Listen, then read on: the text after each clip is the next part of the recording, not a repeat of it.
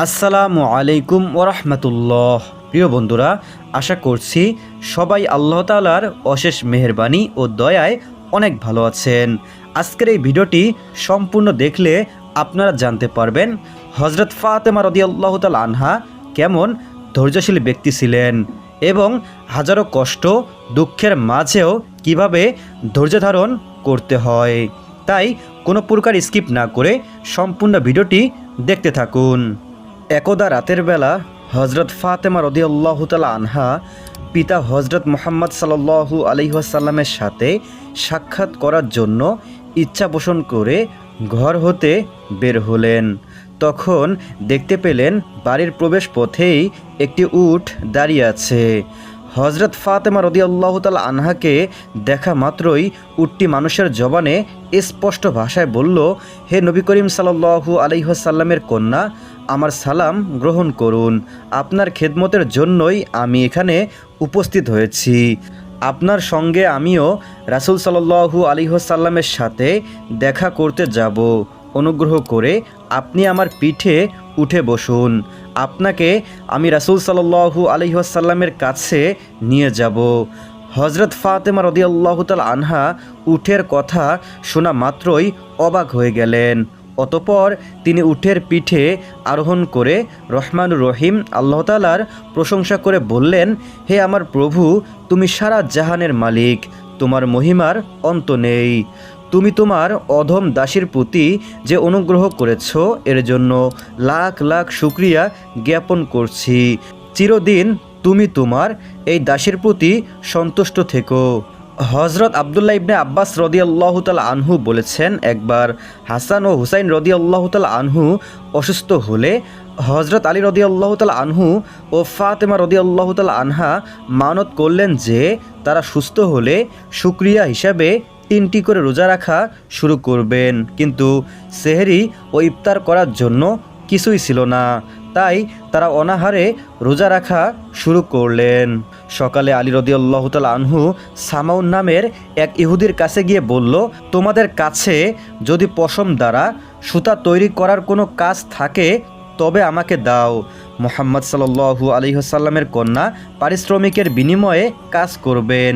ইহুদি সামাউন 3 সা জবের বিনিময়ে 1 বস্তা বিশেষ প্রক্রিয়ার সুতা তৈরি করার জন্য ফাতেমা রাদিয়াল্লাহু তাআলা আনহাকে দিলেন, এই ভেবে যে এই কাজ সম্পূর্ণ করার পর তিনি 3 সা জব পাবেন। অতঃপর ফাতেমা রাদিয়াল্লাহু তাআলা আনহা কাজ শুরু করে 3 ভাগের 1 ভাগ কাজ শেষ করলেন এবং পারিশ্রমিক হিসাবে 1 সা জব নিয়ে আসলেন। হজরত ফাতেমা রাদিয়াল্লাহু তাআলা আনহা নিজ হাতে উক্ত জব পিষে 5টি রুটি তৈরি করলেন। স্বামী স্ত্রীর জন্য 2টি রুটি, 2 সন্তানের জন্য 2টি রুটি আর তাদের দাসীর জন্য 1টি রুটি। রোজা অবস্থায় সারাদিনের রোজগারের জন্য পরিশ্রমের পর হজরত আলী রাদিয়াল্লাহু তাআলা আনহু হুজুর সাল্লাল্লাহু আলাইহি ওয়াসাল্লামের সাথে মাগরিবের নামাজ আদায় করলেন। অতঃপর ঘরে এসে খাবার দস্তরখানায় এসে বসলেন। হজরত আলী রাদিয়াল্লাহু তাআলা আনহু 1 টুকরো রুটি মুখে নিয়েছিলেন। এমন সময় একজন ফকির ঘরের দরজায় এসে আওয়াজ দিল, হে মুহাম্মদ সাল্লাল্লাহু আলাইহি ওয়াসাল্লামের পরিবারবর্গ, আমি এক ফকির মিসকিন, আমাকে খাবার দাও। আল্লাহ পাক রব্বুল আলামিন তোমাদের জান্নাতের দস্তরখানায় খাওয়াবেন। হজরত আলী রাদিয়াল্লাহু তাআলা আনহু হাত নামিয়ে নিলেন, রুটির টুকরোটি আর মুখে নিলেন না এবং হজরত ফাতেমা রাদিয়াল্লাহু তাআলা আনহার সাথে পরামর্শ করলেন। হজরত ফাতেমা রাদিয়াল্লাহু তাআলা আনহা বললেন, অবশ্যই দিয়ে দিন, কারণ সে ক্ষুধায় আছে, অথচ তারা নিজেরাও ক্ষুধার্ত। তারপর হজরত আলী রাদিয়াল্লাহু তাআলা আনহু সমস্ত রুটি ফকির মিসকিনকে দিয়ে দিয়েছিলেন। ফলে ঘরের সকলেই অনাহারে থাকলো। অতঃপর দ্বিতীয় দিনে রোজা শুরু হলো। আবার হজরত ফাতেমা রাদিয়াল্লাহু তাআলা আনহা 1/3 পশমের সুতা তৈরি করে 1 সা জব পারিশ্রমিক স্বরূপ পেলেন এবং জব পিষে 5টি রুটি তৈরি করলেন। হজরত আলী রাদিয়াল্লাহু তাআলা আনহু নবী করিম সাল্লাল্লাহু আলাইহি ওয়াসাল্লামের সাথে মাগরিবের নামাজ আদায় করে ঘরে আসলেন এবং সকলে মিলে খাওয়ার দস্তরখানায় বসলেন। এমন সময় এক এতিম দরজায় এসে ভিক্ষা চাইল। এবং চরম দারিদ্রতা ও অসহায়ত্বের কথা বর্ণনা করল। ফলে তারা ওই দিনের সমস্ত রুটি ওই এতিমের হাতে তুলে দিলেন এবং নিজেরা পানি পান করে তৃতীয় দিনের রোজা শুরু করলেন। সকালে হজরত ফাতেমা রাদিয়াল্লাহু তাআলা আনহা অবশিষ্ট পশম দ্বারা সুতা তৈরি করলেন এবং পারিশ্রমিক হিসাবে বাকি 1 জব পেলেন এবং সেগুলো দিয়ে রুটি তৈরি করলেন।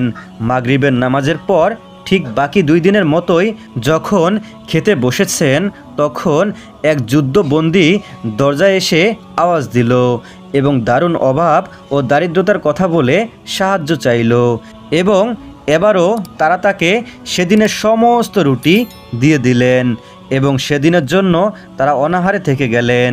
চতুর্থ দিনে সকালে রোজা ছিল না, কিন্তু খাওয়ার মতো কিছুই ছিল না তাদের ঘরে। হজরত আলী রাদিয়াল্লাহু তাআলা আনহু এবং তার পুত্রদ্বয় হাসান ও হুসাইনকে সঙ্গে করে রাসূল সাল্লাল্লাহু আলাইহি ওয়াসাল্লামের খেদমতে হাজির হলেন। ক্ষুধা ও দুর্বলতার কারণে চলাও মুশকিল হয়ে পড়েছিল। হুজুর সাল্লাল্লাহু আলাইহি ওয়াসাল্লাম বললেন, তোমার ক্ষুধা ও কষ্ট দেখে আমার খুব যন্ত্রণা হচ্ছে, চলো ফাতেমার কাছে যাই। হুজুর সাল্লাল্লাহু আলাইহি ওয়াসাল্লাম ফাতেমা রাদিয়াল্লাহু তাআলা আনহার ঘরে আসলেন। তখন তিনি নামাজ পড়ছিলেন। তিনি দেখতে পেলেন ক্ষুধায় তার চোখ ভিতরে চলে গিয়েছে এবং খুবই দুরবস্থা তার। তখন নবী করিম সাল্লাল্লাহু আলাইহি ওয়াসাল্লাম মহান আল্লাহ তাআলার কাছে ফরিয়াদ জানালেন। তখন জিবরাইল আলাইহিস সালাম কুরআনের একটি আয়াত সহ আসলেন। সে আয়াতের অর্থ হচ্ছে, তারা এতিম, মিসকিন এবং বন্দীকে আহার প্রদান করে। খাবারের প্রতি তাদের নিজেদের আগ্রহ থাকা সত্ত্বেও তারা এতিম, মিসকিন ও বন্দীদের আহার প্রদান করে। পবিত্র কোরআনের এই আয়াতটি কার উদ্দেশ্যে নাজিল করা হয়েছে তা বুঝতে আর বাকি থাকলো না। আলী রাদিয়াল্লাহু তাআলা আনহু তার কর্মের দ্বারা আল্লাহর সন্তুষ্টি ও প্রশংসা লাভ করলেন। আল্লাহ রাব্বুল আলামিন হজরত আলী রাদিয়াল্লাহু তাআলা আনহু ও তার পরিবারবর্গকে মুবারকবাদ জানালেন। হজরত ফাতেমা রাদিয়াল্লাহু তাআলা আনহা এবং হজরত আলী রাদিয়াল্লাহু তাআলা আনহুর মধ্যে গভীর সম্পর্ক থাকা সত্ত্বেও দাম্পত্য জীবনে টুকিটাকি বিষয় নিয়ে মনোমালিন্য যে ঘটেনি তা নয়, বরং মানুষ হিসাবে এমন হওয়া স্বাভাবিক। একদিন হজরত ফাতেমা রাদিয়াল্লাহু তাআলা আনহা এবং হজরত আলী রাদিয়াল্লাহু তাআলা আনহুর মধ্যে কোনো ব্যাপারে কথোপকথন চলছিল। এমন সময় হঠাৎ করে হজরত ফাতেমা রাদিয়াল্লাহু তাআলা আনহার মুখ থেকে একটি কড়া বাক্য বের হয়ে গেল। হজরত ফাতেমা রাদিয়াল্লাহু তাআলা আনহার মুখ থেকে এমন কড়া বাক্য শ্রবণে হজরত আলী রাদিয়াল্লাহু তাআলা আনহু ব্যতীত হলেন, যার কাছ থেকে সর্বদা সম্মান এবং ভালোবাসামূলক আচরণ পেয়ে থাকেন।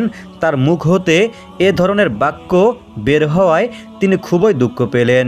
যাই হোক, পরবর্তীতে হজরত আলী রাদিয়াল্লাহু তাআলা আনহু ফাতেমা রাদিয়াল্লাহু তাআলা আনহার সাথে অভিমান করে তাকে কোনো কিছু না বলে ঘর থেকে বের হয়ে গেলেন। এমনকি রাতেও ঘরে ফিরে আসেননি। তাদের এমন মনোমালিন্যর কথা প্রিয় নবী হজরত মুহাম্মদ সাল্লাল্লাহু আলাইহি ওয়াসাল্লামের কানে গেল। তখন আল্লাহর নবী হজরত মুহাম্মদ সাল্লাল্লাহু আলাইহি ওয়াসাল্লাম হজরত আলী রাদিয়াল্লাহু তাআলা আনহুর খোঁজে বের হয়ে গেলেন। খুঁজতে খুঁজতে হঠাৎ দেখলেন আলী রাদিয়াল্লাহু তাআলা আনহু মসজিদে ধুলোবালির মধ্যে শুয়ে আছেন। আল্লাহর নবী হজরত মুহাম্মদ সাল্লাল্লাহু আলাইহি ওয়াসাল্লাম তাকে এমন অবস্থায় দেখে হে আবু তুরাব, অর্থাৎ হে ধুলোবালির বাপ বলে ডেকে উঠলেন এবং বললেন, অতি শীঘ্রই গৃহে চলো। আল্লাহর নবী সাল্লাল্লাহু আলাইহি ওয়াসাল্লামের নির্দেশে হজরত আলী রাদিয়াল্লাহু তাআলা আনহু রাসূল সাল্লাল্লাহু আলাইহি ওয়াসাল্লামের সাথে গৃহে চললেন। অতঃপর রাসূল আকরাম সাল্লাল্লাহু আলাইহি ওয়াসাল্লাম উভয়কে নসিহত করে উভয়ের মধ্যকার মনোবিবাদ মিটিয়ে দিয়ে বললেন, তোমরা সুখে থাকো। হজরত ফাতেমা রাদিয়াল্লাহু তাআলা আনহা এবং হজরত আলী রাদিয়াল্লাহু তাআলা আনহু অভাব অনটনে সংসারে দাম্পত্য জীবন কাটালেও তাদের সম্পর্ক মধুর ছিল।